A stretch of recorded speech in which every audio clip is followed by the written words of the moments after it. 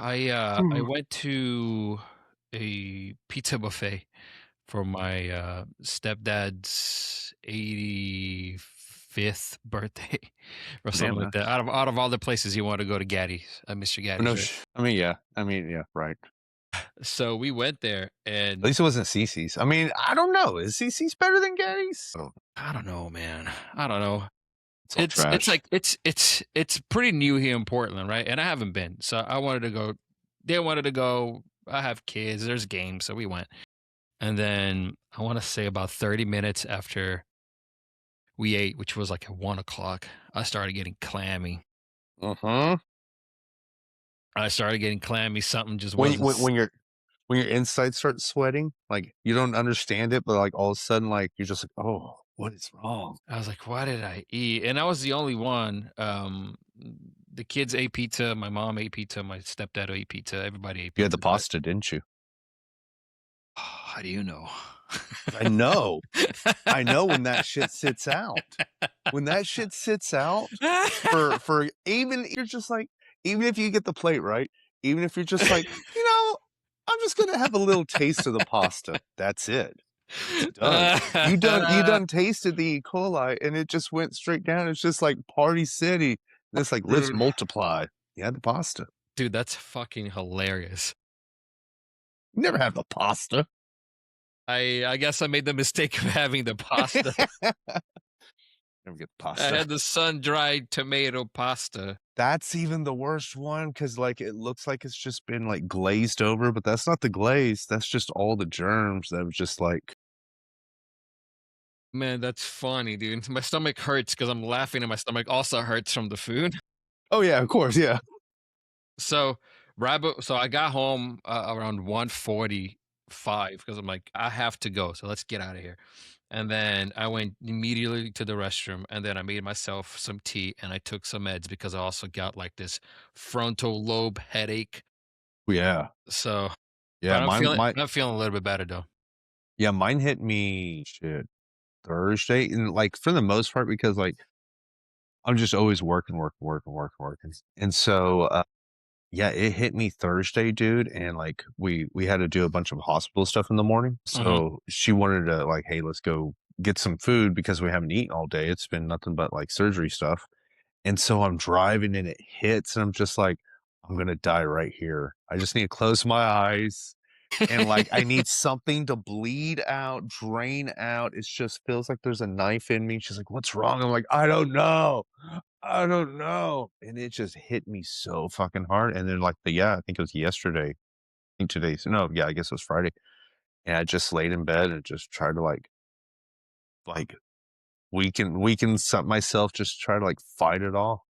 Yeah. I don't understand what I guess it's cedar time in this area. Yeah, it's allergy time right now for everybody. Like And it's just my right ear just clicks and pops.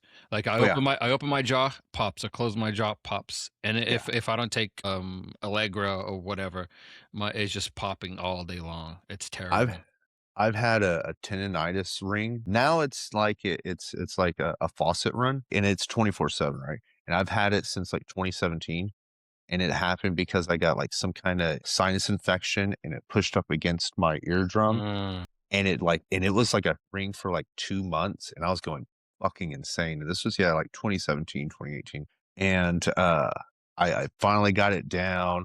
I took a bunch of like all these different kind of pills and supplements and to get your blood flowing and I got it going. But anytime like some like hardcore sinus thing hits like this now, dude, my left side, everything like it's like I can push and it's like a squishy sound. It's like wet on the inside. It's just all inflamed and all draining.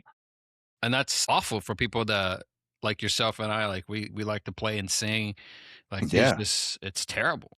It's terrible when you have these crazy signs like, "Oh, dude, if I gotta sing, shit, I have to, like I gotta tell my wife, I'm like, I feel like Prince because 'cause I'm like, "Alright, the whole day, I need to, like, drink coffee, I need to take a couple of showers, I need to drain it out," because if I'm on stage trying to push and I have that headache, like, Hmm. it feels like it's behind my eye and, like, just Yeah. it's the worst, so sinus Yeah. things are crazy. I relate, It dude. it's all like it messes with, it pushes on your temple, it pushes on your equilibrium, it like it'll make you dizzy. Yeah. It's crazy. It's Yeah, crazy. It's just like it's just a I little bit of relate. swelling. Yeah, I relate. I totally relate, dude. Like I feel bad for my wife because she gets like these migraines that is literally unavailable for the whole day. Yeah. She's Like literally unavailable. I'll get these weird little star migraines where it's just like half my vision is just this wavy kind of and it's just like maybe one eye. And I was telling my mom about it. She's like, "Yeah, I'll get those migraines too." And I'm like, "That's what a migraine is?" She's like, "Well, they're all different, but yeah, I'll get those." And I was like, "Yeah, those hit and I'm done for the day." And I'm like, my wife's like, "You want to go do something?" I'm like, "I can't see. Can't do anything.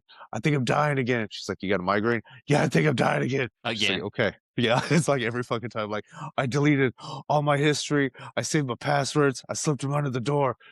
Just leave me alone and die. I'll be okay.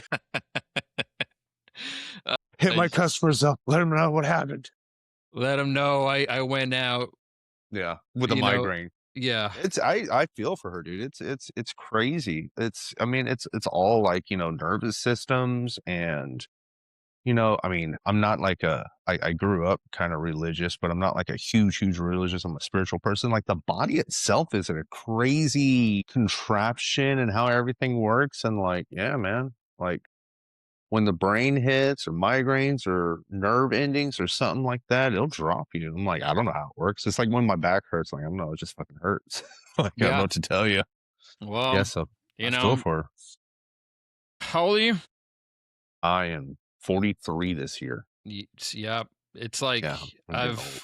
I tell people this. I mean, and I feel like everybody relates. For some reason, when I hit 30, dude, I don't know what it was, man. I don't Oh know. my God. It all started going downhill, and a lot Yeah. of people can relate. I've had some people say, "Oh, wait till you hit 40, and it goes even more." And I'm almost there. I'm gonna be 37 in 2 weeks. It's not I mean, everything always hurts though. Like everything just always hurts, but it just depends on how much of a dumbass you were in your younger years. Cause like, dude, in a high school, like we would hang on the front of my buddy's car and he would drive like he lived in Bentry and he would drive around the whole like area until he got to the park and he'd slam on his brakes and we would fly off. We would like we would be on the back of, like, in a pickup truck and try to, like, jump into other people's Yes. pickup truck Yeah. like, so you did stupid things, so it just Yeah. depends on how your level of stupidity like, skateboarding, I know skateboarding ruined me, BMX ruined me, football most certainly ruined me, so but, like, besides that, like, my level of fun and enthusiasm, I feel like I'm younger, I feel like all that, it's Oh, that's cool. awesome. Yeah. It's great, but, like, it's cool it's also cool because when you hit like, I feel like when you hit that level of 40, you just don't give a shit about certain things, Hmm. and, like, people's opinions too, but, like, it's cool because you have this level of freedom, you're feeling young, you're like, "Hell yeah, fuck yeah, I'm gonna take the day," and then you wake up in the morning and, like, your whole body is just locked. Like, nope. Yeah, you're like, "I'm gonna make some coffee," and just, like, see how it goes. Oh, man, yeah, I like the other day, my wife looked at me, she's like, "Are you okay?" Because I crouched down to put a guitar or pick up something, I don't remember what it was, and as I stood up, it was pop, pop, pop, pop, pop, pop. Everything started popping. Yeah, yeah, back, neck, everything. Random arms gonna pop when you're standing up. You're like, "How is that, like, just twisting popping?" It's wild. I think it's just how you destroyed yourself as a kid, and, like, you need to take vitamins and minerals and all that. I mean, our bodies are made up of stardust pretty much, Sure, yeah, We're phosphorus and magnesium and iron and all that kind of stuff, and, we're a as bunch of you vitamin pills with Yeah, water well, and like flesh. yes, yeah, dude, that's what I'm saying. The whole body's a crazy fucking thing, but, like, I mean, as you're living, not only, using the restroom and stuff, but, like, sweating, like, you're losing all these minerals and vitamins and all these things, and if you're like me that don't eat his vegetables and just loves cheeseburgers and french fries and, loves grilling every day, like, I don't consume those vitamins like I should, and I've just been depleting them since 1982. I mean, like, it really is it is what it is. You started losing at the day you were born, and you're just like, you just Yeah. yeah. It's crazy, like, I was talking about how my ear was messed up, like, it keeps pushing this one out because it's so like, Wow. swollen inside. Yeah, like, I can't keep this dude in, it's fucking annoying. But, so, I mean, life, Yeah, man. wild. I remember like in the early days of Res, I'm like, okay, we play the music well, we sound good, we look good, but what can we do on stage to look badass? What can we do? Like so to me, back in the day, I started watching these metalcore bands doing like the guitar flip, right? Like flipping the guitar behind the back. I can't remember like how many times I hit myself with the back of the head doing that. Yeah. And so I was like, okay, this is not good. I'm gonna get a TBI. Let me stop doing that. And then I saw another guy. I don't remember what band or who. The guy stood up on the top of his amp and he literally jumped off.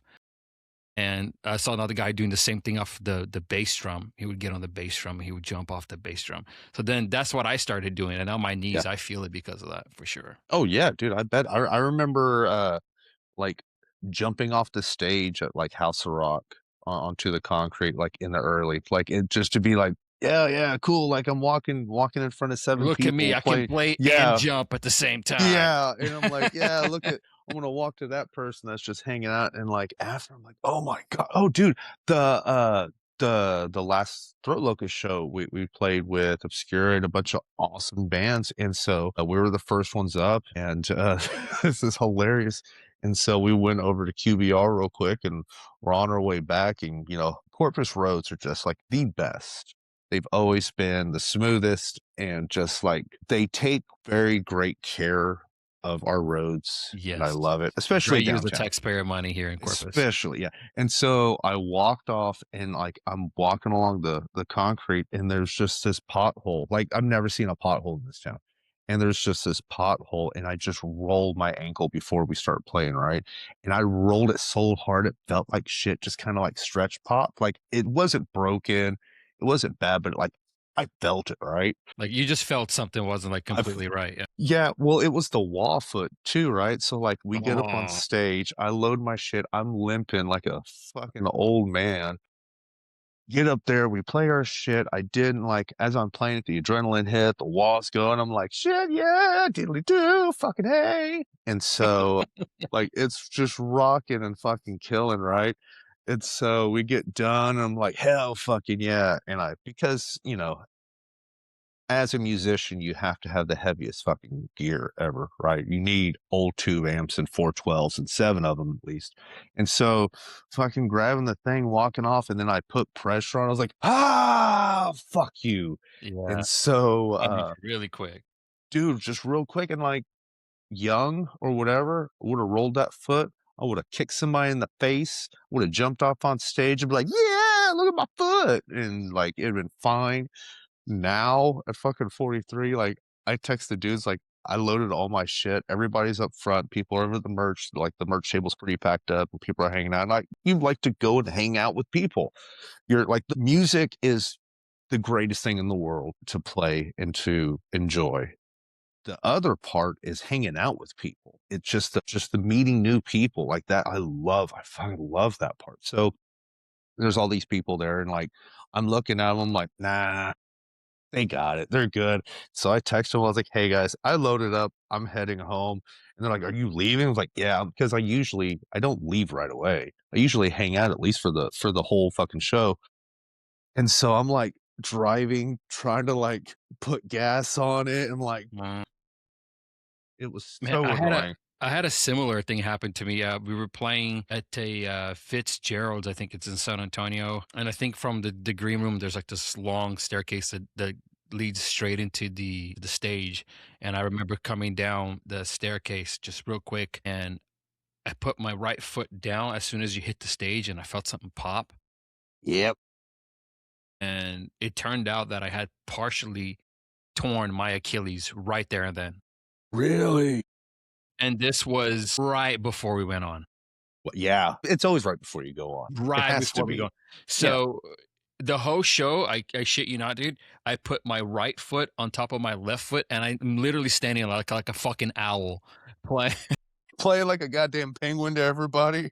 Yeah, Fucking just literally shit. like just looking like an owl playing guitar. I And love because that. every time I would put my foot down, it was just like immediately shocking pain. And then when we were done, I had at the time Paul Garcia was when he was still alive. He came over. He's like, "Are you okay? Because you just stood in that one spot the whole show." I'm like, "Dude, I think I fucked something up." Now I know it was my Achilles. So he helped me get off the stage, man. And I took my shoe off. My shoe was my foot was swollen, and the whole Yeah. drive home, yeah, I had my foot up on the dashboard because it was just so swollen. Got home and then went to the doctor, and sure enough, I partially tore my Achilles right there. You know, And it sucked because I was in so much pain the whole show, dude. It was well, I like bet. trying to hide it, trying to look like you're up there, Yeah. bobbing your head. But, at that point, you're not really having fun. You're just trying to get through it. Well, yeah, no, I've been through those. I mean, talking about, like, stomach aches and shit like that, like, you've been on stage, like, like, you shouldn't have eaten what you should have eaten. It's already hot on stage, it's hot in the venue, you're moving your gear, and then your stomach starts hurting. Yeah, everybody's had that happen to them, and it's like it's a scary feeling, and so, yeah, it's one of those times where you just, like, you don't remember the show, you did a good show, everybody said you were Yeah. awesome and great, but it was just, like, push through. There's a lot of those times, man. Yeah, man. Like It's wild be subconsciously, you're just looking at the finish line, like, God, like I got 15 fucking songs to go, and we just I started. know.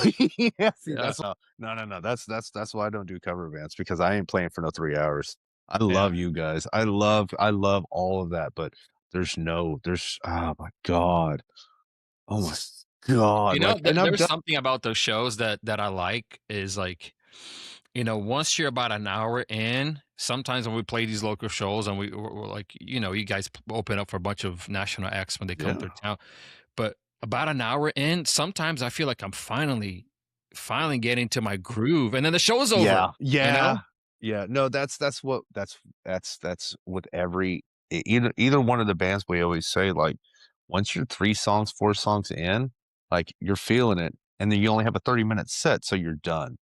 And that is the one thing I don't like about the local shows and, like, the opening ones and stuff like that, because you only have a certain amount of time, and it's understandable because, the main act has, an hour and a Sure, half, yeah, and they're yeah, yeah. they're the main fucking act, on either recording label, out of town, or whatever it is. But, yeah, that's okay, I will admit that is one of the things that I do respect and a little jealous of, like, when you get to do those 3-hour shows. Because, yeah, like, once that first hour hits, you're in it, you're locked, you're great. Yeah, Like, it's one reason why a lot of bands, when they come off the road and they write an album, it always smokes. Because, like, they've been in it and they've just been just pushing and pushing and writing and playing and, like, they're you know, sharp. they're sharp and, like, there's a difference. Uh, is this I don't even know if are we going right now or are we just Yeah, bullshitting? it's Okay, cool. I set it to record as soon as my Okay, guest cool. comes Because in, so I don't forget. no, yeah, I just start going at times. No, And go for it, so, brother. uh, that's, one of the things that, I love about, like, when you have somebody that's just been pushing and pushing and pushing, like, there's a difference of playing at home every day and playing live, like, 3, 4 100%. days in a row. Like, it's you can practice every day, you can put your headphones in and, like, I'm not putting any of that down because there's many musicians that have never played live that will just smoke me in every right, and just they are just fantastic musicians, instrumentalists, this, whatever to pronounce it, like, whatever it is, like, they're just really great rounded musicians. But there's, like, when it comes to writing as a unit and creating music as a structure, there's just something about 3 to 7 dudes just huffing it for, like, months and just killing it, killing it, killing it. Because if you play music live and, you know it, but you kinda lock in when you've been doing it for so long, and it's just, like, instant. And that's like with Switchblade, it's instant. Like, we don't even have to practice for 3 months, and we can play a live show perfect. But it's when you have those people that have just been just killing it. I love hearing that music opposed to like when a bunch of dudes just kind of get together over like recording this, recording that, recording this, recording that, sending to each other. Random tangent on that, but yeah, I mean it's cool. Like I don't know.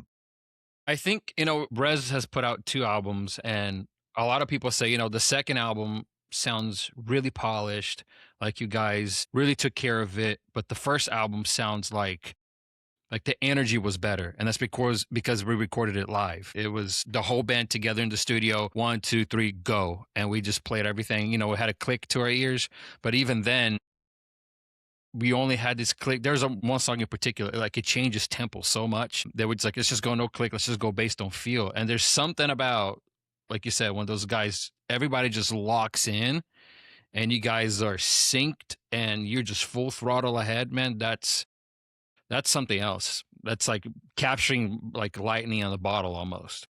It is. I mean, and that's one thing I do like about like the first Switchblade album was recorded live in a way like that. The second one was actually the second one was done kind of that way too. But I think with a lot of the problem, not the problems, but the aspects of the first album, situation with any band is like you're very raw band looking to cut your name and trying to get your place. It's very rare that a lot of bands, like I think for me, like I don't have a huge breadth of music, but I have a nice stable. Like for me, Pantera was one of the ones that got more aggressive as they went. Is they Uh, just kept pushing, pushing, pushing, pushing. And you got a band like Baroness, who I absolutely love. They started insane, and then they just kind of brought it down a little bit more. And it seems like a lot of bands have done that. Metallica is one. Metallica is one of the greatest. They've done that. Even Led Zeppelin. It's a lot of that first angst of that first release. Like you want to prove yourself and push something, and then when you have the second release, you either have the two options. You either got signed and you have a backing of a record label pushing you to get something done, so you need to push it, or you're like us and we just get to do whatever we want to do and we're kind of relaxed. The great thing about being relaxed is we have a lot more options of what we want to create sonically. We don't have somebody like pushing us. The bad thing about that is we kind of lose some of that angst. We kind of lose some of that aggression. And I've seen it with a lot of bands. I mean, but it also like genre depending too. Like if you're playing like extreme gore, slam death, like it's every album's extreme gore, slam death.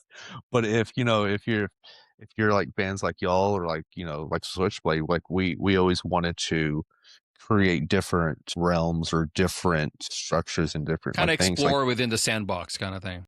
100%. Like that's one thing that I loved about like Pink Floyd. You know, there's a whole breadth of Pink Floyd to listen to. Baroness is the same. Mastodon is the same. Yeah, there's this Mastodon whole for thing, sure. and I love Mastodon. Even like you have the middle stage of Mastodon where they're like Crack the Sky, where they still have a little bit of Leviathan. They're still now they're getting their more King Crimson, really out there kind of look. It's great. Like I love that. But then like with Throat Locust, it's a very focused situation.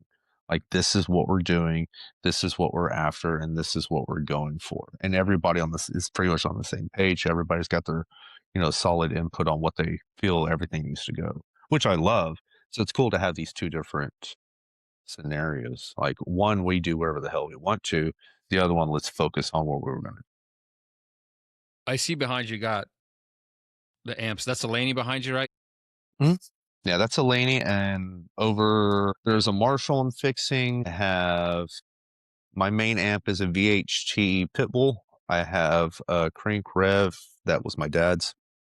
Then I have a Yamaha Soldana, which is a T100, and Nice. my 71 Trainer, and then an 85 Laney in the other office room area. Yeah, I got way too many amps, but I mean, it's cool to have a bunch of things to layer with. Like each album that I've ever Absolutely. done, I have 3 different amps on it, 3 different pedals. Like I like to layer and structure. I did It's too. fun that way. It's I did too. you get a bunch of different I think tones. there's so much like real estate, like, and when you mix stuff, you get to cover as much as that real estate.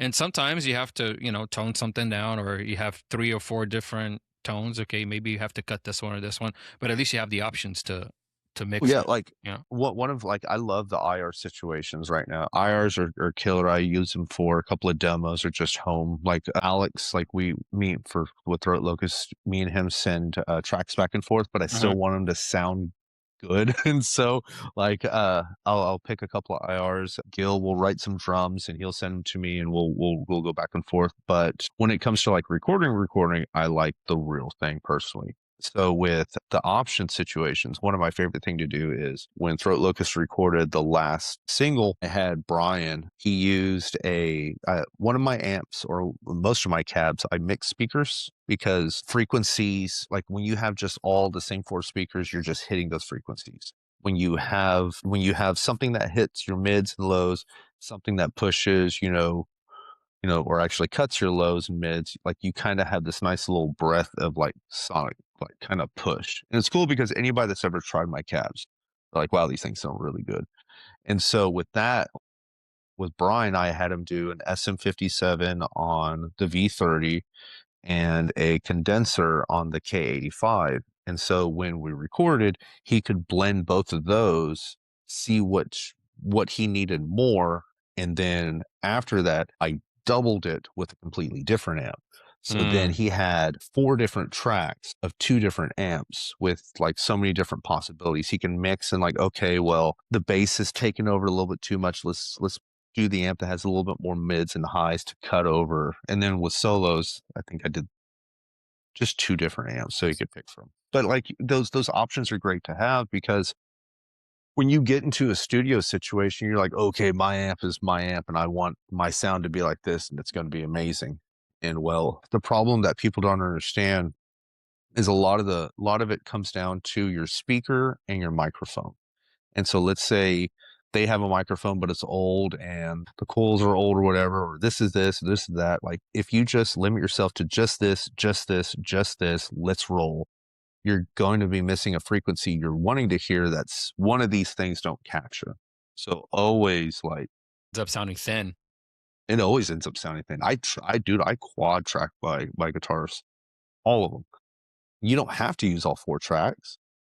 Like you don't have to with 4 different tracks and so many different speaker. Well, I'm sorry, I double track my guitars with 4 different channels for two Mm. different speaker combinations. And so with that, like, you have those options to choose. And if you give the engineer that option, they're going to love you a lot more because now they have all these frequencies that they can adjust to and choose from this, and then like send you this, like, hey, what do you think about this? I'm like, I like this, but can you add more low end? Well, it's hard to just add low end without changing the whole EQ curve. So if your other speaker has a little bit more low end, they can just blend that into it Blend a that little bit in. Yep. more. That's nice. Uh, So Mar- go ahead.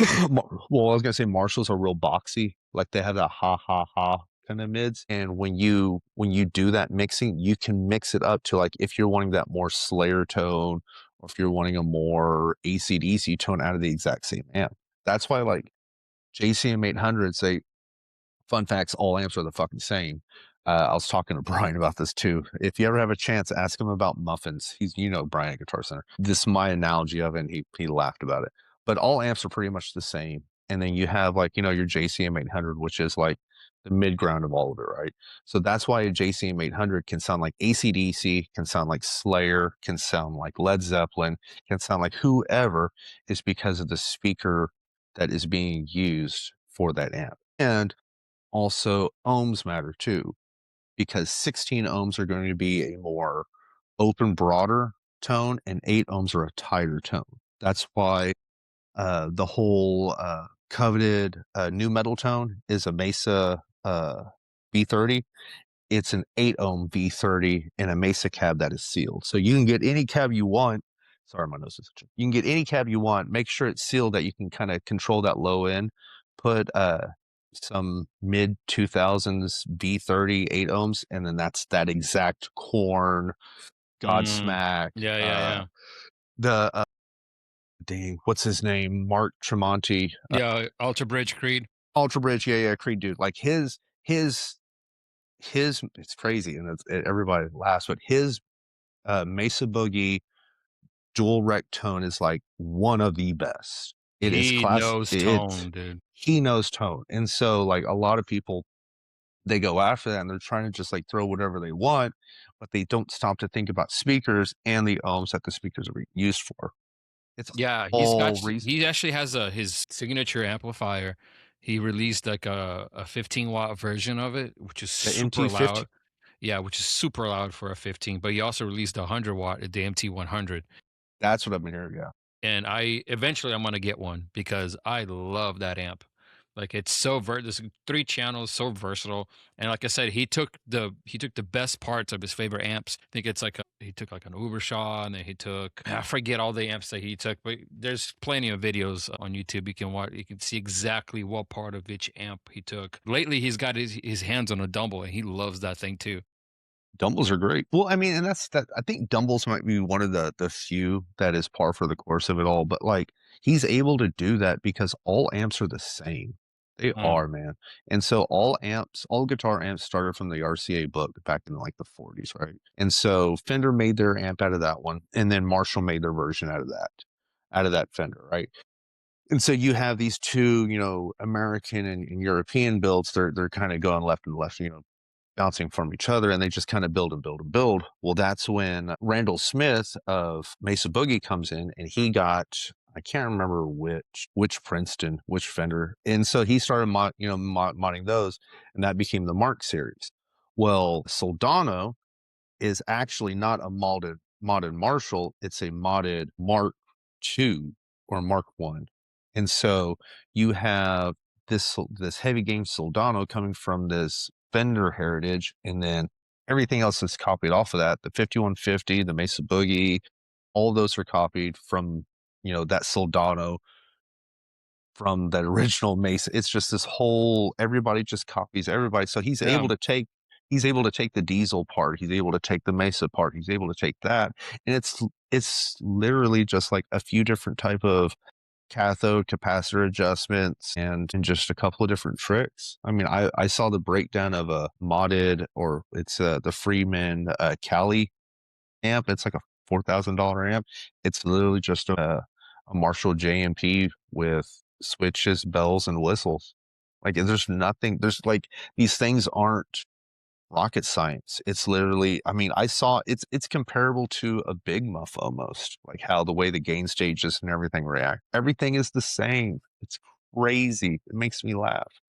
So like when I see, $3,000, $4,000 amps and people are like, I want to grab that. I'm like, hell yeah, dude, you go fucking grab that. I got my VHT because I got my VHT for $1,200. It's the only yeah. reason I got the VHT. I bought, it was during COVID. I bought an Ingle, like Mm, a solid price. I love that Ingle. I bought it for like $900. Thing was amazing, but it didn't have enough mids for throat locust. I mean, for not the for Switchblade what's the because point? I guess Switchblade's real loud mid, push, and I didn't have throat locust yet before the sale, so I put it for sale and met a great buddy. He's a good buddy of mine now, and he picked that up. And with that cash, I went and bought a VHT on Reverb like that same day, Nice. and that's just what I've been using. But yeah, like everybody's like, "Oh my god, you got a VHT?" I'm like, "Yeah, dude," but I would probably play EVH Iconic if I didn't have it. It's the same. It's all the same shit. Alex has an EVH Iconic, the 80-watt one. I think it sounds amazing. He has an EQ in the he might have taken that out now. But you used to have an EQ in the loop. And when you put an EQ in the loop with any amp, you can really adjust how the power amp section hits. And so he's able to shape it, and he got it close to the VHT. I mean, like That's nice. real damn close. You know what amp I really liked, and I owned it for a long time? It was the Egnator the Tweaker series. It was the Oh, 88 yeah. one. That amp was great. Why don't you look into the Synergy then?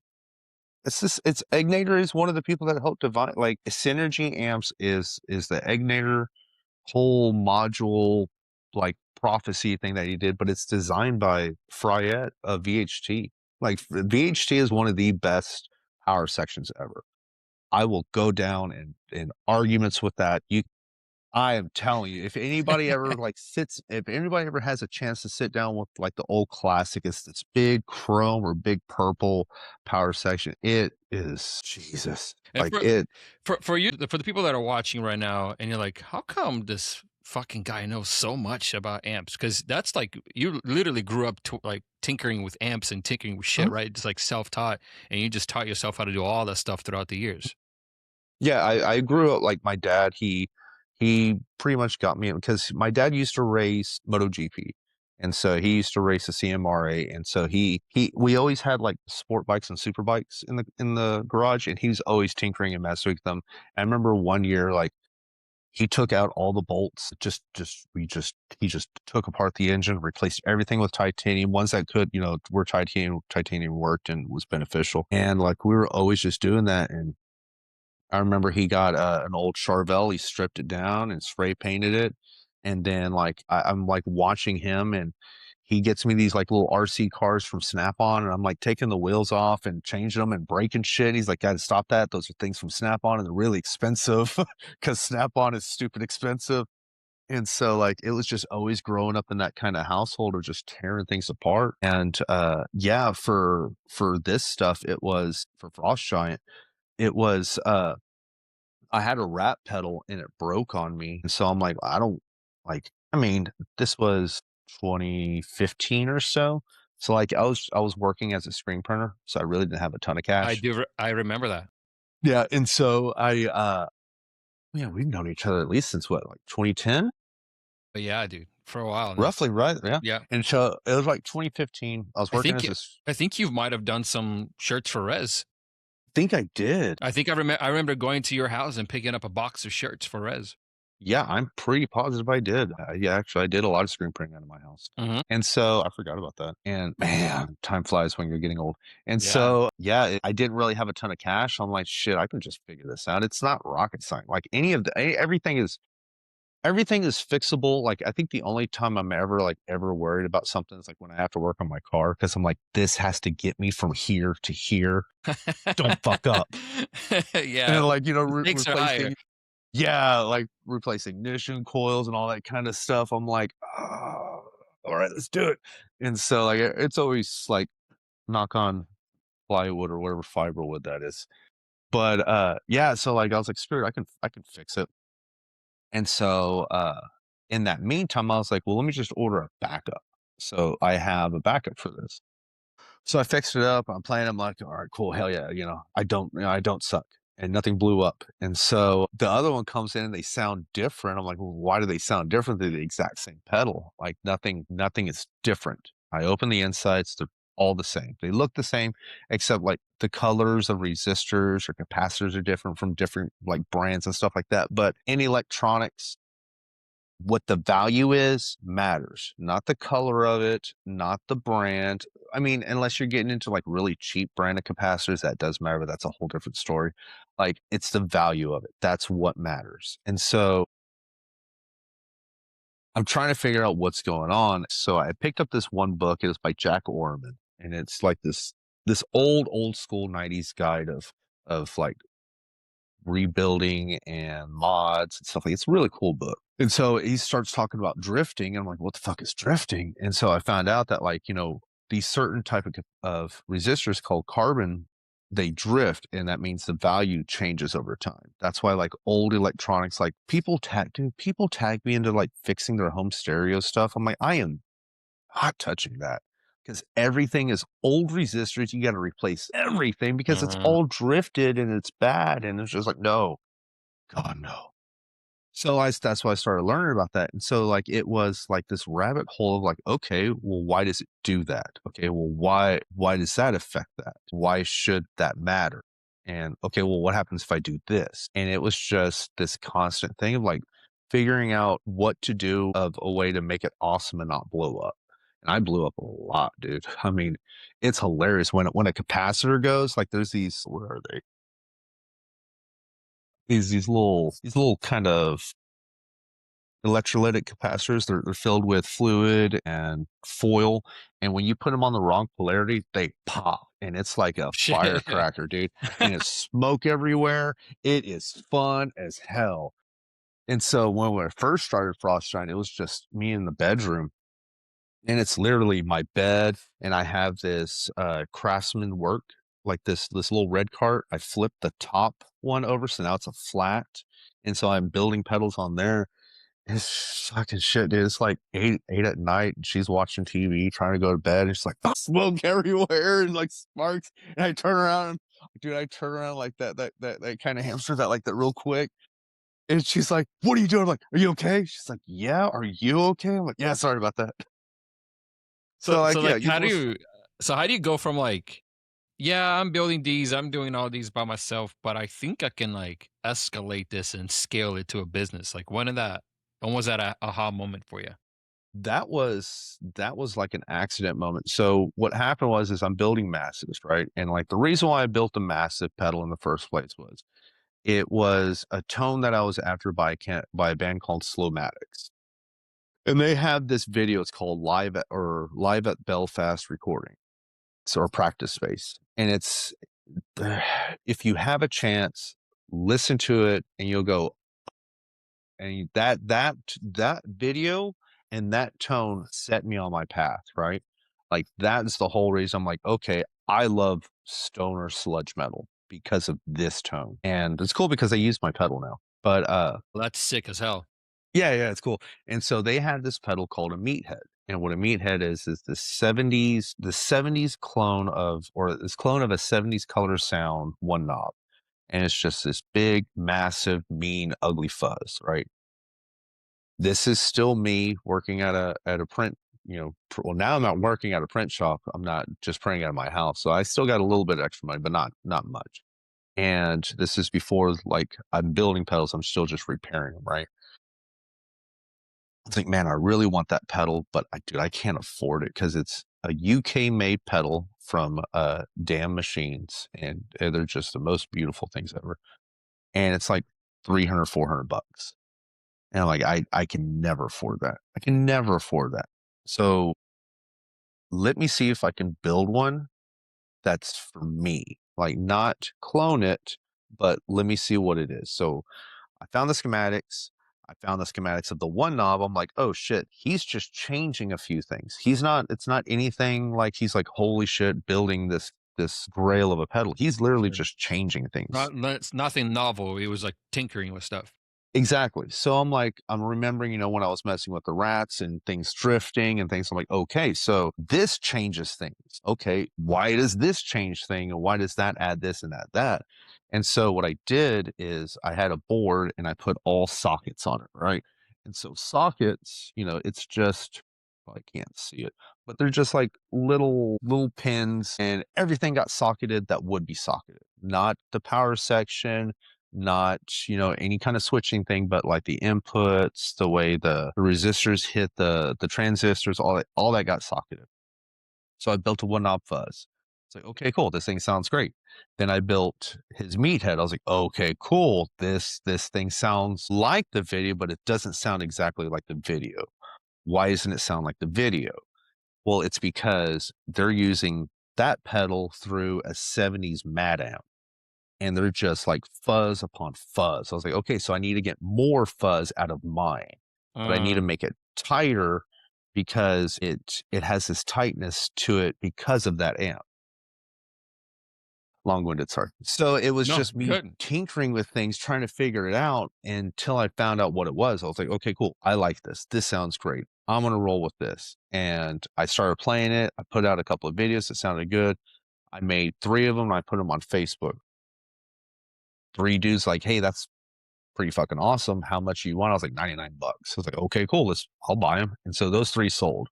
Use that money to buy more cases and then put more into pedals. So I was like, okay, cool. Let's make a couple of massives. When my second rat pedal broke, because I'm hard on my gear, I've fixed my I have a Cowboys from Hell wall. It's that, the camo one. You've seen it before. I fixed that thing 5 times easily. I'm really like, I stomp on my gear. I used to do a stupid thing where I would sit on my wall with one foot and just rock back and forth like a fucking flamingo. I did And that. yeah, And yeah, everybody, yeah, it's fun as fuck, but like it's hard on your gear. Yes. And so like I'd be turned to John playing and I would hit my pedal board with the heel of my foot to make it all dramatic and cool. I was really into the band called The Shrine. And if you don't know The Shrine, check out The Shrine. It's like two dudes or one dude pretty much, and he's just insane. Anyways, so it was like, you know, I've already got the massive out. A couple people are digging it. I've broken my rat pedal. Let's build a rat pedal. And so I built the mountain and I put it out and two people were like, I want that. I was like, okay, cool. So I built two more, sent it out. One guy did a demo. People are like, holy shit, that thing sounds great. What did you do? I was like, well, I just built it the way I feel it should be. Like I made a white face rat, which is like, I hate the names after white face and black face. It sounds so backwoods. It Yeah. really does. But it's the printing on it. Like if there's a whole white square or a black square, it's ridiculous. But it's the white face rat is like the Eric Clapton, Pink Floyd Mm, 80s rat, and then the mhm. 90s rat is a little bit more aggressive. So I just kind of made my little adjustments of that. And then I gave it a bunch of bells and whistles and it just started taking off. So I started doing those. And what really happened was the case manufacturer was called Mammoth Enclosures. They were cool, except they really weren't. So like they couldn't get their shit together Mm. at all. So I ordered a case and it was pre-drilled. This is before I had my drill. It'd get here, wrong case. I hit him up. I was like, hey, y'all guys sent me the wrong case. Like, okay, hold on. Sent me another one. It's like, dude, still wrong case. So seriously, this happened 4 times, right? And, the 4th time, I was like, "You guys are just driving me insane. I have people waiting for." I didn't have people, but, I was like, "I got people waiting." Like, I felt like a fucking prince again. Like, I'm like, Mr. Fucking Impressive. I was like, "I got people waiting for him, and I need them now." So he's like, "Alright, I don't know what the whole fucking deal is, but hold on." So I get a box with 5 cases in it, and they're all wrong. And I hit him up. I was like, I got the picture off the website. I was like, this is what I ordered. And I sent him all the picture of all the cases. Like, and this is what you keep sending me.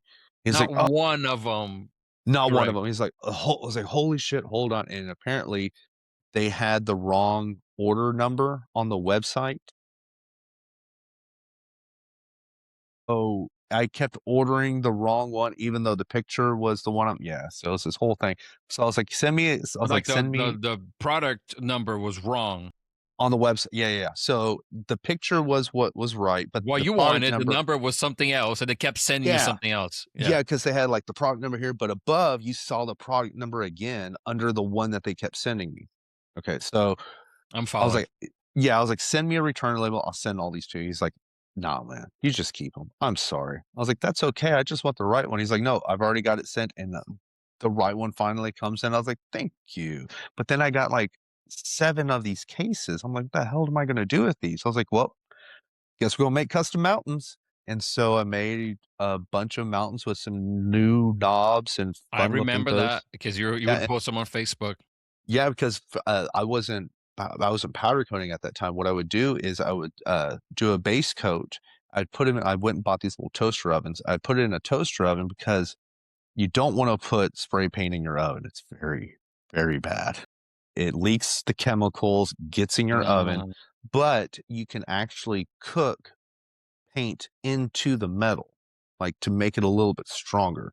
So you get a toaster oven, you put it like 400 degrees, you spray paint it, put it in the toaster oven, close it, you get the big ones, right? And it cooks that paint into the metal. So it's not like it's powder coating, but you could drop it and it's not gonna like chip off. It actually holds. I have 3 of them, 2 of them here, 2 blue ones that I did like that. They're still looking great, and they've been in a box banging around.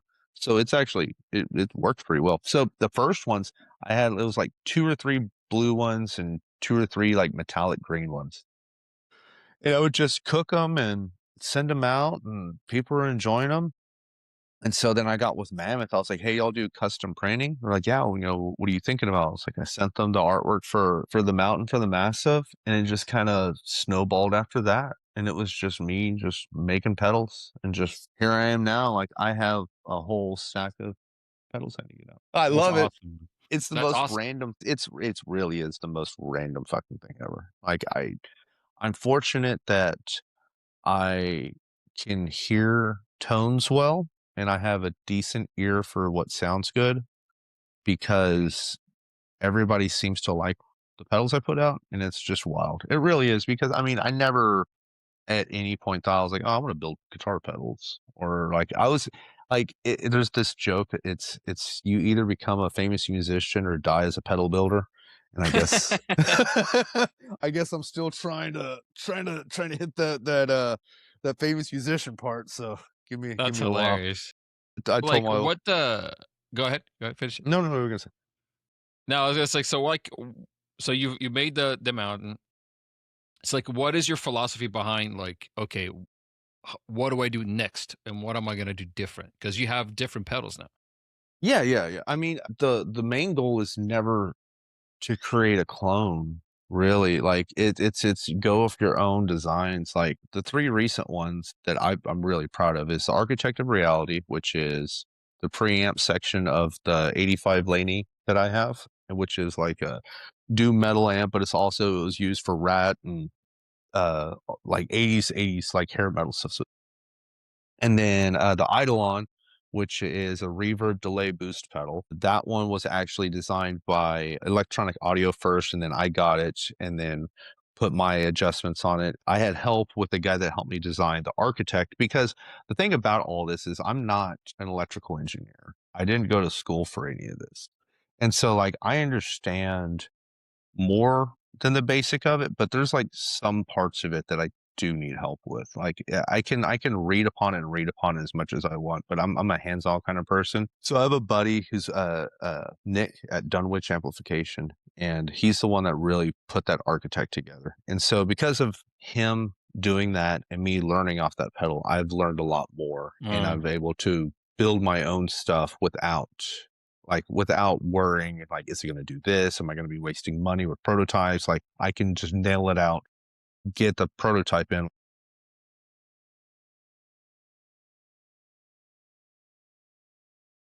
Morningstar. And that one, like, everybody has a boost pedal that they love, and it's usually like a tube screamer. Everybody's got a tube screamer, right? And when you put out an overdrive, it's usually like a tube screamer clone, and everybody's like, "Oh, okay, well, it's just a different version of a tube screamer." Technically, yeah, that's true. Like, because the Tube Screamer, the Boss SD1, I mean, I love JHS pedals. JHS is amazing, but they're all clones of pedals except for a couple of different ones. And so, like, when you are approaching things as a new builder, in my opinion, like, you need to come up with stuff that's not available, but at the same time familiar.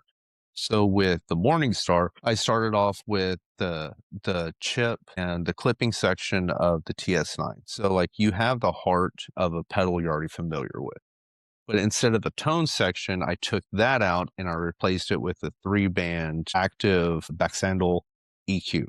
And so what that EQ does is it really adjusts the pitches and like kind of helps. You have to really try an active EQ to really know how it affects your tone and how sharp it hits. It's really an aggressive pedal. So with that, I put a boost behind the volume knob. So you like when you actually push the volume, you get a lot more harmonics and a lot more aggression. So it's almost like a preamp instead of a volume.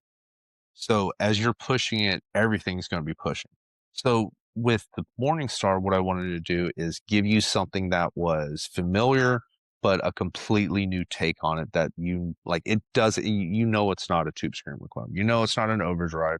It's not something that's just like, you know, adjust it here, change this. And like a lot of problems with a lot of custom pedals and boutiques is like there's there's just like a tube screamer with a bunch of extra switches and a blend knob. Like, oh shit, you added a blend knob. That's cool. But like everybody does that. Like Lichlerm is one that does like really, really cool stuff.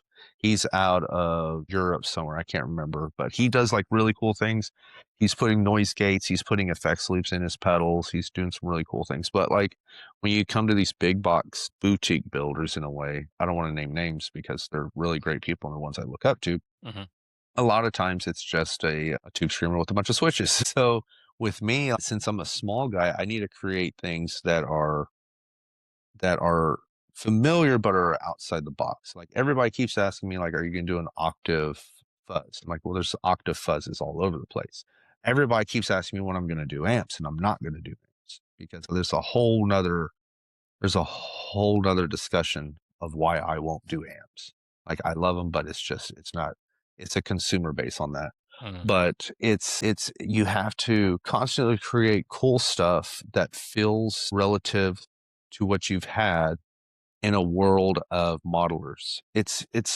It's a hard thing right now. Like, I mean, Yeah, I I was could gonna ask tell you you, about that. Like, what is your, there's so many good ones now. There's a quad cortex, which huh? I have the QC.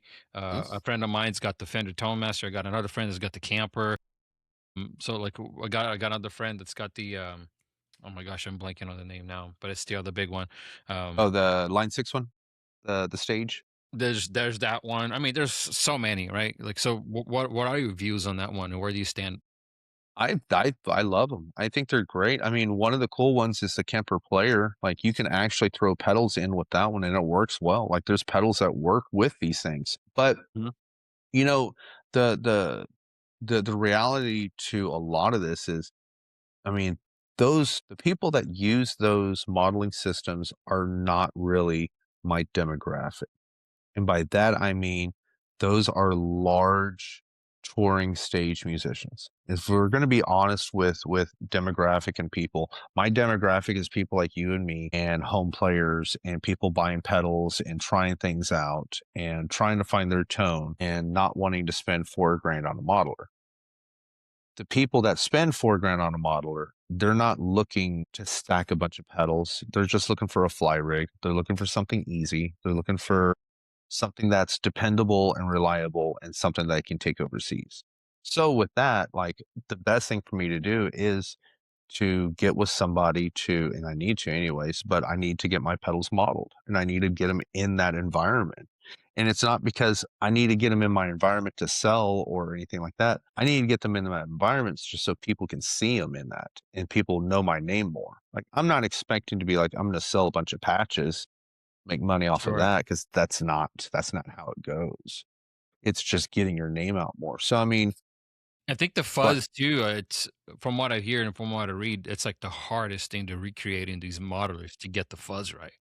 yeah, because like a fuzz tone is so square wave, zip, Mhm. glitch. You want it to sound like shit in a way. Right. Like you do, like it needs to be that blown out, that fart sound almost, right? Yeah, yeah. Modelers are made for Gojira. They're made Right, for periphery. They're made for that smooth, honest to God tone of like, that sounds like Eddie Van Halen, then you hit a button and you sound like Mastodon. Like right. it's not made for like Bong Ripper or, any of these big doom metal bands or like the kids that are just starting out on the road or just local dudes pushing it every night. Like I love that there's still like there's that back in the 80s there was this huge rock mentality, right? And everybody had these just massive, just tied all these space racks, right? And then all of a sudden they all got moved to a pedal board. And you have these communities of people that have these pedal boards that are like the size of a Buick.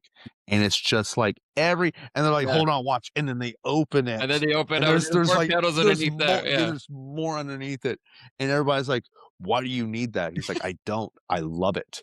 And like that's why I got random Godzilla toys and tattoos and all that kind of stuff. Like I those people love it. Like I'm so fortunate that I have like a following of people that buy. Like there's one dude out of Canada.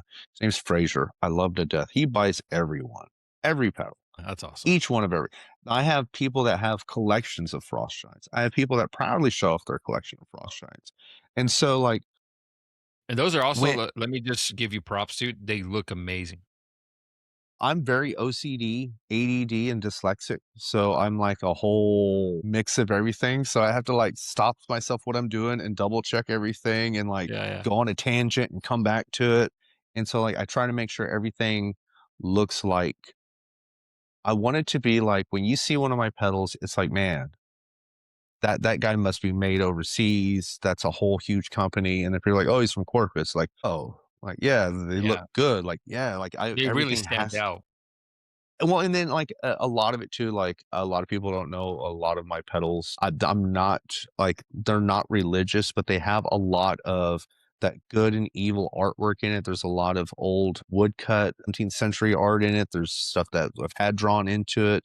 Like, it's just this whole I don't know. I'm really happy with the look of them. I'm really happy. I think that's But really hard too, right? For like or an artist to like look at something and be like, man, I'm really satisfied with this.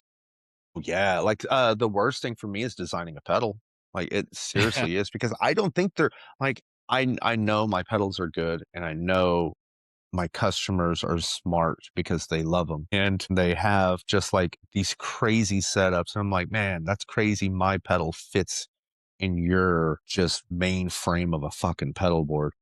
And like, "Oh, yeah, it's one of the best things, this, and that." And so I'm very lucky to have that. I don't know. It's a wild thing. Yeah. But yeah, like I take a lot of pride in it. I take a lot of pride in the pedals. I take a lot of pride in the artwork. And the problem with me is like I don't ever think it's good enough until somebody finally tells me to stop. Like with the bass mountain, Uh-huh. I had to give it to Chris, our bassist of Switchblade, and just let him run through it. He was like, "Yep, this is good. You don't need to do anything more." With the Morning Star, dude, I sent that thing to Gary Holt of Exodus. I sent it to Anthony of God's Hate. I sent it to a couple of demo dudes. I sent it to a bunch of players, and I had them just play on it and tell me Brian Bruce. I'm sorry. I was like, just tell me what you don't like. I was like, don't Mm. tell me what you like. Tell me what you don't like about it. And they got cards. I'm like, write it down. Like, I need you to just flat out tell me what you hate about it. And that's what I changed, and it seemed to work. And it wasn't anything that I thought that needed to be changed. It's just like, oh, you need to change the EQ curve on this. Oh, this is a little more aggressive than it should be. Hey, dude, this hits my DAW so hard. You need to back off on some of the decibels. And like, How did you reach out to those artists like, "Hey man, this is me. This is what I build. Can you try it?" Like, how do you go about that? I think it's the same way I go about meeting you and everybody else. I Mm. just don't be a dick. Mm. It's so It's Yeah. so luckily, like, I've been fortunate to know a lot of musicians, like, I'm fortunate to know, like, the guys in KLS, like, those are always one of my favorite bands, Matt Pike of High on Fire, like, a lot of these people, like, I've met either by mutual friends and just introductions, but with, like, Gary Holt, he reached out to me, and we talked about a few things. I think it was about a cat video or something. It was randomness, dude. Like, he's so great. And with Ryan Bruce, I met him through a mutual builder, and, we've just always stayed in contact. And so what I try not to do is ask people for anything. Mm. I offer them if they wanna check something out. I've always noticed that, like, when you friend somebody higher up in the hierarchy of, whatever it is, when you start acting like I'm fortunate enough to know, Sterling, he recorded a lot of the Pantera albums, like Grady Champion, Dimes Tech, like we talk on Facebook. It's because when I talk to these people, I never fanboy, and I never act like they mean anything to me in a way, like, I try not to be Yeah. like, "Oh my god, I'm so happy to finally meet you, you know, you've been such a huge inspiration in my life." I'm sure they fucking heard that, they know that. Sure. Yeah. One of the best examples is, like, the way I roll through life is my buddies, since Citation were playing with, Everclear at Brewster's. Logan wanted to make an announcement, I was like, "Alright, let's just go." He's like, "What do you mean?" I was like, "Well, you're Logan of whatever fucking station he was at that time. Let's just go say you're gonna make an announcement to, announce, Sun Salutation on the thing." He's like, "You think that'll work?" I'm like, "Yeah, it'll work. Follow me." So we just walk, and the guy's like, "Hey, can I help you?" I was like, "Yeah, this is Logan. He needs to go do the announcements for Sun Salutation. They're in that back room. If you want me to go get them, I can go get them now, or we can just deal with this however you wanna deal with it." He's like, I gotta make a call on the thing." I was like, "That's cool. Make a call. I don't care." And I just waited, and he called, he's like, "Oh, okay, yeah, yeah, yeah." Go up there. Logan went up there, he announced Sun Salutation. I hung out backstage, I got things like, it's if you just pretend you're there, you're gonna be there. If you just Mm. pretend that you're supposed to be in that crowd, you're gonna be in that crowd. But if you stick out like a sore thumb and you make yourself known and seen, yeah. So, like, with all these musician buddies and all these demo guys, I'm not asking them for anything. I'm not like, "Holy shit, I need you to check out my pedals because if you check out my pedal, you're gonna love it. It's gonna be the greatest thing you've ever heard," like every other fucking person online that does. You just be their friends, and then when it comes time to something like with the Morningstar, I'm like, "Hey, if you wanna check this out, cool, but I got this pedal I'm building out." With Ryan, I sent him, Switchblade stuff and pedals. I'm like, "Here you go." He's like, "What's this for?" "Whatever. Do you want me to demo it?" Like, "No, I don't need you to demo it. If you wanna demo it, cool. Like, we can figure it out later." "Okay, dude, thanks." I'm like, "Yeah, cool, later." And that was it. Nice. Yeah. It's this mutual respect that you have to have for somebody. And then if you just pretend that you're there and you just act like you've always been there, you'll be surprised what happens. But if you act like a fangirl and blow your fucking load right on the right on Yeah. the first announcement, yeah. So I mean, it's all about attitude in life, really. And that's just really how I've done it. And so with like all these demo dudes, all these people, it's just being a friend over time, showing them respect, commenting on things, liking things, having conversations with them, but never asking them and just being there, it goes a long ways. It's wild. That's It's worked awesome. for me. You're talking about earlier, like you had this one pedal, but you also had this one pedal, and they didn't sound the same, although they're supposed to be the same pedal. Mhm, So how do you keep that from happening on your pedals? Like how do you balance like hands-on quality standards with like for example, you're having issues with the tariffs, right? You've having to mhm. spend more money, you having to do this, you having to do that. So how do you keep yourself not accountable in a way, but I guess accountable for to make sure that every pedal sounds the same? I don't change what I do just because the prices change. I eat those tariffs and I eat everything. All of my pedals are made with a high standard of like a certain degree of allowed tolerance. And so with allowed tolerance with parts, you have like a 5% allowed tolerance, a 10% Mm, allowed tolerance, up to a 25%. And so what that means is, remember what I said earlier, when that number matters, like if it's a 470K, if you have 5% tolerance, it's going to drift around there. Some will have a 25% tolerance, and those are like the carbon ones, and those will drift a lot. So the main thing to do really is to go through your charts, and that's what I do. I have a place that I order, and I go through all my charts, and I look through the longevity of things. I look through the tolerances, and I make sure that I get the top grade stuff ever, even though it's not always the cheapest, and especially with the tariffs adding more, because a lot of stuff like you can't get a lot of these parts in the United States, and it's not because we don't want to make them; it's because we don't have the regulations to make them. We mm. actually cannot make them because of CPA or FD, not FDA, but all those kind of. Yeah. Much Yeah, money, whatever. I mean the pedals, the fuzz pedals got beef, but they ain't got that kind of beef. But Uh, it's like you have all these regulations, and you can't make a lot of things here. It's just it. mhm. When we changed in the 70s and we moved all our manufacturing overseas, like we put laws and regulations of things that like that's why, like, you see people in, like, Asia, like, cities and stuff, like, boiling circuit boards and pulling them apart and just, like, sitting outside, and everybody's just boiling them in solder and rehashing everything because they don't have those laws. They don't have these certain things where they and regulations, and a lot of the materials can't be mined here. A lot of the materials, like cobalt and stuff like that, is mined over, like, lithium's here, but, like, a lot of that's overseas, and we won't pay the money for it. Like, we're used for a cheap economy right now. So I have to order the tightest, most legit, like clearance tolerances and stuff from Japan and Germany, and not really Taiwan anymore. But a lot of my parts, like I use a lot of Panasonic capacitors, and those are from Japan. And then my Worth capacitors are from Germany, and then my Yago resistors are from Taiwan. No, yeah, I think they might be from Taiwan. I have to double check. But like you only have a certain place that makes these parts. So it's either stick to a strict formula to make sure everybody gets exactly everything they ordered, or start ordering cheap stuff off of Amazon and eBay. whatever resistors this and that, and whatever whoever has bulk and that, like a lot of people are doing. And I understand that, but you're gonna have quality issues. And a lot of people like I'm repairing a lot of companies, dude. Like I get a lot of people that send me stuff like, hey, can you repair this? Hey, I need you to adjust this. Hey, I just bought this off of Reverb. This isn't working and the builder's not responding to me. Can you do it since you're in the US? That And so sucks. it's yeah, it's just it's crazy.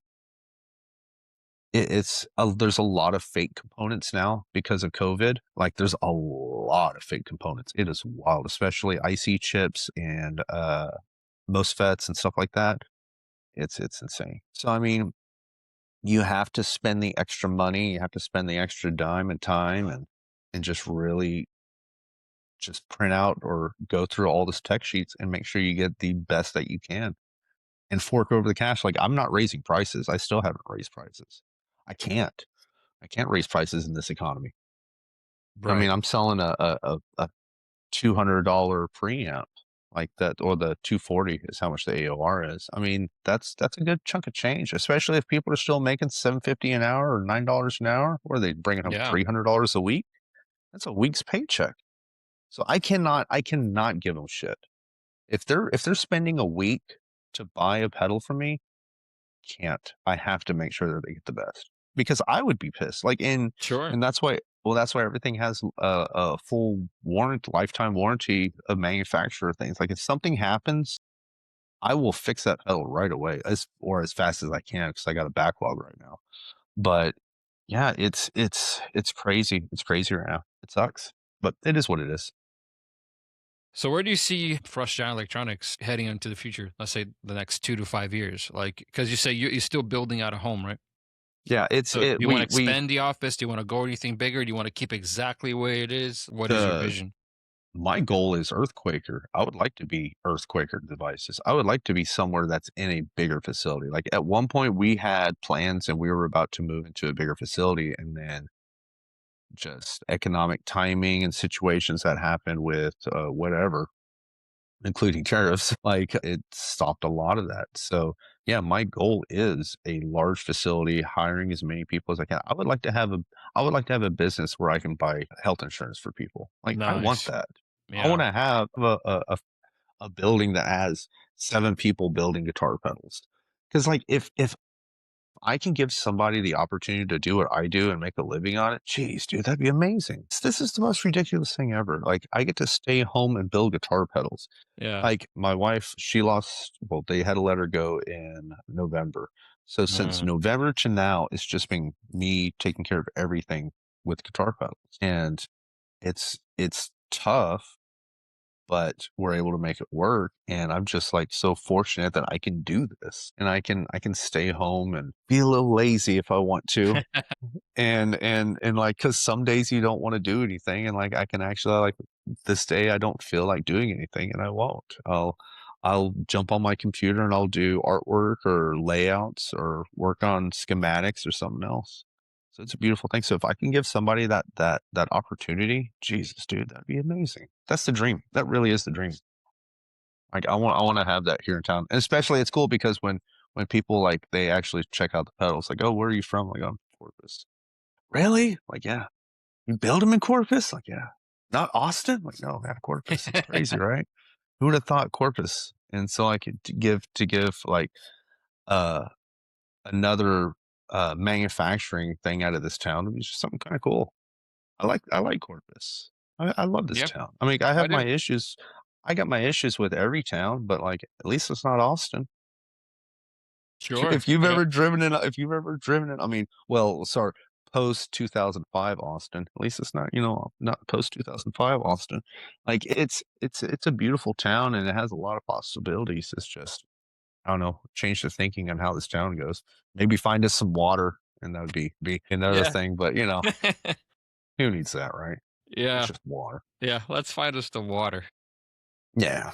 We'll figure that out later. Let's build pedals first, and then we'll find out about Yes. water. Let's I like get the that. priorities straight. Speaking of pedals, so if you had to choose one of your pedals and that would be the pedal for you, which one is that?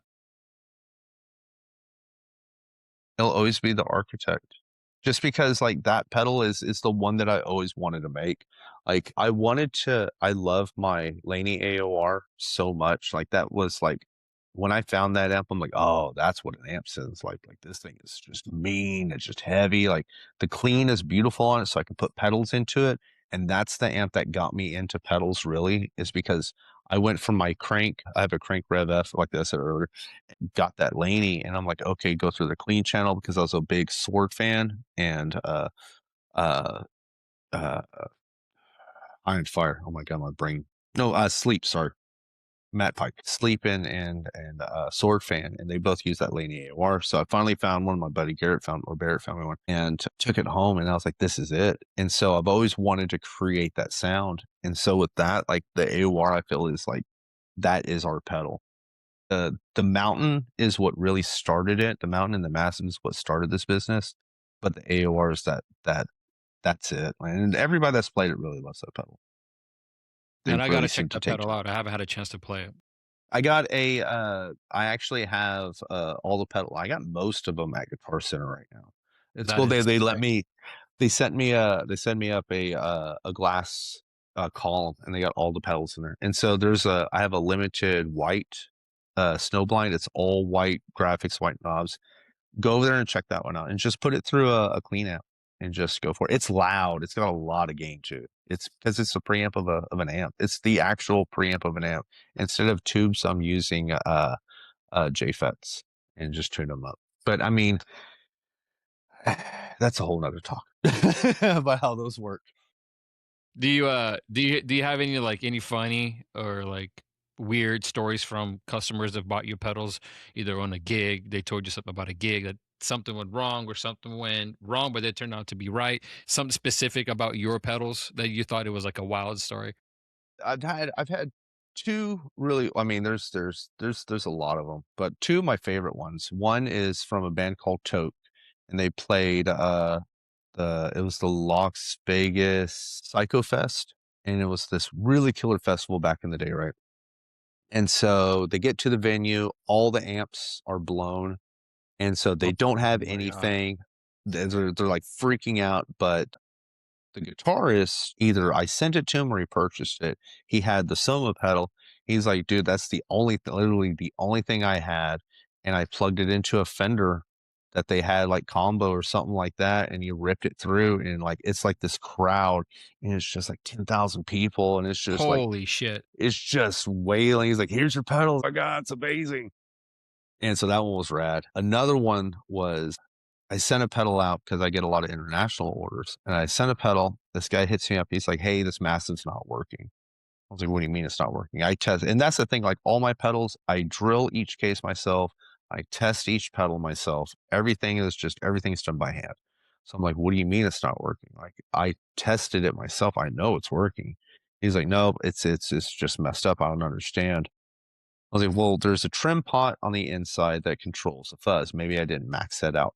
He's like, no, it's just not working. I was like, well, open it up, make sure the trim is pushed. So he opens it up, and he sends me back this abusive email.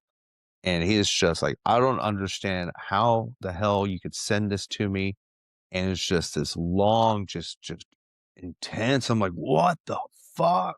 And then it shows the picture, and all of the like everything, like all these little components and stuff like that were just pushed down, all pushed down and broke. And I was like, what the? Yeah, I was like, what? Whoa, whoa, whoa, whoa, whoa. What's going on? And he showed me that. And then he showed me the box. Well, the box had a bunch of red tape all over it. And I was like, I didn't put red tape on that Shit. box. So they called UPS, and apparently it got flagged for a bomb in their system. My god. So they took it all apart, and they had like, I guess the bomb squad or somebody pushed to ignite it and to see if that made it go. And they pushed it and nothing happened. And then they realized it was a guitar pedal because they flipped over the box and it shows Frost Giant Electronics. And Jesus they fucking went to the Christ. site. Yeah. So I got flagged as a bomb. So That's one way he to ignite a gig. Yeah, and so he hits me up and he's like, "Yeah, I just got off." He sent me this email from UPS, this whole worded email. I was like, "Yeah, apparently they flagged it as a bomb and they had to try to detonate it." That's what it was. And they tried to detonate it by pushing it into because what it was is if I have it, there you go. Is one of these. And Mm, so these little resistors look like wireless remotes. And so they thought that was like a wireless remote, and they were pushing it to detonate and see if it would go. Yeah, it is insane. So yeah, that one was fun. that is But yeah, cool. I mean, I get a lot of things like people like wearing boots, and I don't have the pedals over there. He's playing and he comes down and hits the the case too hard, and his boot goes right through the case, like because he used the Shit. heel of his boot. Yeah, of like a cowboy boot, popped it down, and Cowboy Doom, huh? yeah, and there's a lot, dude. There's a lot, and the whole switch system, like just pushed through the case and just cracked the whole thing in half. Holy He's like, shit. "Yeah, I didn't know what to do. It's just all loud feedback." I'm like, "I'm sure it was. You done broke the switch off the damn thing. Like they're aluminum cases. They can take a beating, but cowboy boots are thick, especially that heel. And when you come down, yeah, the shit will break." That's hilarious. Yeah. Well, we will have to schedule another talk to talk about Cowboy Doom Oh and yes, I'll run. Yeah. and amps. We'll talk about why I won't build guitar amps. It's another hour and a half feature in itself. I love guitar amps, but man, yeah, I'll do the small gist. You gonna buy a $3,000 Mesa Boogie or a $500 5150? You know what I mean? Y- You know what I mean? You're gonna look into a $3,000 modeler or a $3,000 super lead overdrive. Even though the Soldano SLOs are amazing, it's the way of the world. Yeah, we can go into that. We can go into amp talks on the next one. I've got schematics, and I'll blow your mind about how everything is pretty much the same, and it all depends on speakers, mics, placements, and stuff like that. You can get every tone you've ever looked for, especially with the EQ in the loop. Man, that's a whole nother story. It's great. That's awesome, dude. Man, thank you so much. Actually, but before I finish, I honestly, like, legitimately, I've thought about going up to wherever it is Mr. Agnator lives, Bruce. He does amp Mhm. building classes, and I Ooh. love that tweaker so much that I almost like I looked into how much it would cost to fly up there just to go take that class. Because you pay for the class, you take the class, you build the amp, and you bring the amp home. Yeah, it's your like, and so with that class, like, oh my god, he is like he's really one of the mad scientists of the amp I world. am trying so hard to get him to come over here and talk to me, man. I'm trying. It's I would love to have him. Love to have him. that would be amazing.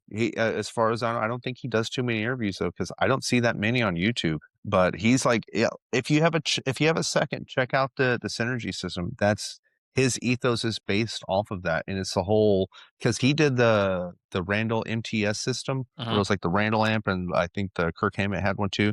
And you could take out all these different modules and put them in and all that Yeah, kind of stuff. yeah, yeah. That's him. Like Shit. that's where a lot of it started. You Well, know, we were this talking about Tremonti earlier. He swears by their synergy amps. oh Swears yeah. by it. Swears by Well, it. it's like when you have to think about it like this, like you have the core like the quad cortex and all those, and those make those sounds, right? And so all it is really in your ear is getting the right EQ adjustments to make it sound like that album. Okay.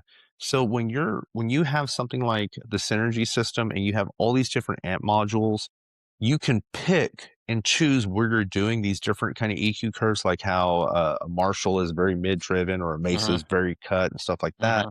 And then you can choose your power section, and that, like, even though the rack systems have always been around and you've always had those options, like the power amp section is the most important. So when you can do like a Mesa, like a dual rectifier and a like an Ingle power section, or even if you wanted to go cheap and do like a solid state power section, you have these options now because originally, like, it's the preamp that matters of all the tones. So like when you could only bit like buy the big rack system and like this is the rack of this and you can only do that, like you were so limited. But with the Synergy system, you can just Yeah, yeah. Try this power section, try that, and just really mix and match because it's really all the same, man. And so, like, when I hear people get like kind of weird about that system, like, you like a quad cortex. It doesn't even have tubes in it.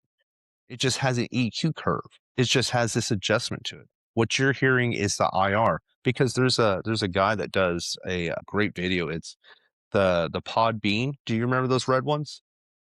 It's a pod bean versus a quad cortex versus the line 6, and they all sound the same. The only difference is the IR response. When the IR response and the IR response is a EQ curve, and the IR response is the speaker. That's all that matters is the speaker and the mic. And so once you're able to adjust that to where you're at, you can get anything to sound whatever you want. So like with the synergy systems, you have these options to make whatever you want and then fine tune it with your speaker setup. And then you have the perfect setup. There's always so many random Yeah, things. I would love to own one of those. Um, you know, I actually sold my previous amp to be able Mhm, to afford the QC because I was just playing so mhm, many bands and I couldn't afford to have a bass amp, a diss amp, mm-mm. and all this pedals. Like I couldn't do it, so I'd sold it to get the QC. That way, I would have these kind of one and all in one unit and just be really versatile. And another thing too is that I didn't want to be taking fools in the head No. to gigs anymore. Oh, the QC is a beautiful fucking creation. I'm so glad that they have that thing. And that's what it's made for what you need it for. That's exactly what it's made for. Like when you have so many different tones that you have to cover and create, and you have so many different genres or so many different approaches to music that you have to be able to knock out, your quad cortex is perfect. Yeah, It's perfect. That's what yeah, it's meant for. The people that don't need a quad cortex are like the misfit cover band like, sure, they only play you know what I mean? Like, or even the Metallica, like, the early thrash dudes, like the Power Trip and, a lot of the new guys that are coming out, they just have that Marshall duh, duh, duh, duh, duh, duh, and they sound exactly the same. They don't need a quad cortex unless they're flying out, but when you have somebody that needs to be a multi-instrument like, and that needs to fill a bunch of space, yeah, it's perfect for that. Like, you can't there's this whole weird tube amps versus modelers, and, like, they're the same. They're it's a tool. It's sure, not it's not the amp that's gonna make me sound good. I know that for damn sure. It's how I apply either my ears and my fingers to what we're using. Because if you can't turn your knobs on your amp, then what's the point? Like, that's one thing that I always find, like, when I see a bunch of bands go live and they got either like a solid state amp, like they'll hit House of Rock and they got like a solid state combo, and I'll go up there like, "Hey man, you need to turn this down and adjust this." I'm like, well, why? Is like because you're in this different headspace. You're not at your house anymore. You need to adjust your amp to this. And so, yeah, I mean, it's all the same. You just got to turn your knobs, figure it out. It's all EQs, man. It really is. It's nothing like it's nothing magical. It's not heart surgery. It's just an EQ. That's how I that's feel it. about it. Yeah, I mean, it's and like with the only difference is feel, really, and it Yes, depends on how you want to feel. Like, if you just want to be at the front of the house and you're enjoying it and you're ripping it, cool, fuck yeah, do that. But if you wanna feel the amp, if you want to be immersed in the tone, a tube amp and fuzz pedals are the way to go. I mean, it's what the approach of on how you want it to be for you personally.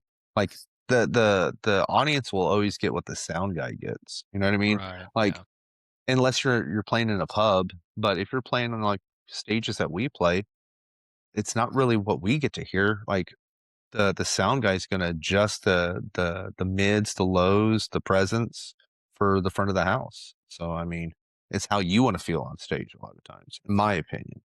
And I then, agree. like, you have to, like, accommodate for the sound guy, like, now you have to mic your amp up, and you gotta turn it down. Be like, "No, Sure. no, no, I'm gonna turn it Yeah, up." yeah, He's like, stage "No, turn volume it." and You're all like, "No, that, no, I got a and then he power amp turns section. around It and has to be." you turn it back up. That's the cool thing about a power amp. I'm like, "Oh," with my tube amp, like, the power amp has to cook over 12, man. So it needs to be loud. I don't know what to tell you. Just crank every that's one of the fun things about I like with my old amps is sound guys fucking hate me because bass amps, they all have the direct guys in the back, and they're all, you got a direct?" I'm like, "Nope. You're gonna have to get out of mic. Sorry about that." Shit. But yeah, Yeah, man. next time we'll hit up and we'll talk about amps and all that good stuff. There's I could ramble for years about this kind of stuff. I'm not too sure if you got anything useful on this interview, so I Uh, apologize if I just dude, a run my lot. mouth. And it's more about just a conversation, you know, it doesn't necessarily have to be about certain one thing, but you know a lot about a lot when it comes to music and amps and pedals. So this was beyond this is I was learning from you as you were talking, man. So thank you very much. Yeah, yeah. Next time we can even talk about toys. I make toys. I can tell you how to make Shit. resin. Yeah, I used to have a 3D printer, but I do a sculpting and molding and all that kind of stuff. I used to make toys for the pedals when they would come out. They'd all get each individual like a little monster. Yeah, Yeah, yeah, that kind yeah. of stuff. Yeah, yeah. That's sick, dude. I got useless knowledge to fill the sky. I don't know about useless. You're a mad tinker and a mad thinker, my friend. Yeah, maybe. But All I right, guys. appreciate you having me on. Please, please, please, please go check out Eric Frost Giant Electronics. Check out his music, Throat Locust, Switchblade Jesus, all great stuff. Thank you once again, man. I appreciate your time. Yeah, definitely. It was a blast. And if you ever want to do it again, like I said, We will. I'll waste an hour and a half this time. There is no, dude, again, there's no wasting time. It really was like a learning experience, man. Really, thank you. I'm pretty sure I gotta do some crackle on some cases, so maybe next time we can get into some crackling, and I can show you how to do my crackle cases too, that's always fun. Let's fucking do it. 80s crackle is the best. If I can get more people to buy crackling, that'd be good. Maybe next time we'll do it and I'll take my rig over there and I'll just take my Ooh, camera and you can show my show right there. yeah, I mean, also, I don't mind driving over to your place too, I'm pretty easy. I mean, it's just Portland, so it's not that far. I mean, Chris lives over there too, so I gotta go Oh, there there. you go. Yeah, I get to hang out with you and Chris, I'm solid. That's There you go. perfect. We'll set up a date and we'll do that Awesome, bud. later, brother. Thank you. Yep, you have a good one.